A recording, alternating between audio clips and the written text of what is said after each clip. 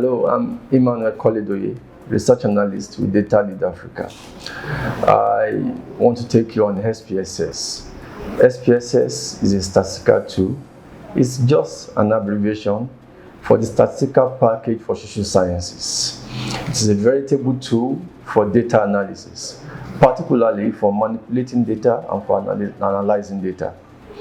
It's very, very useful in humanities, in the field of humanities, in social sciences, also very applicable in medical sciences.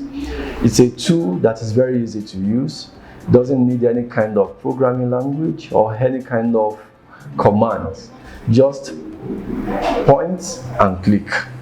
In the course of this training, we'll be discussing majorly on descriptive statistics and inferential statistics. We're going to be discussing on frequency analysis under descriptive statistics. We're going to be discussing on cross tabulation.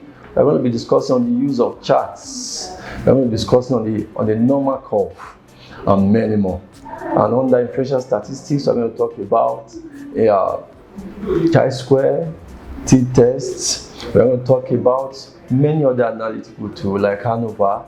We're going to talk about predictive analysis too. We're going to talk about regression analysis, both simple and multiple regression.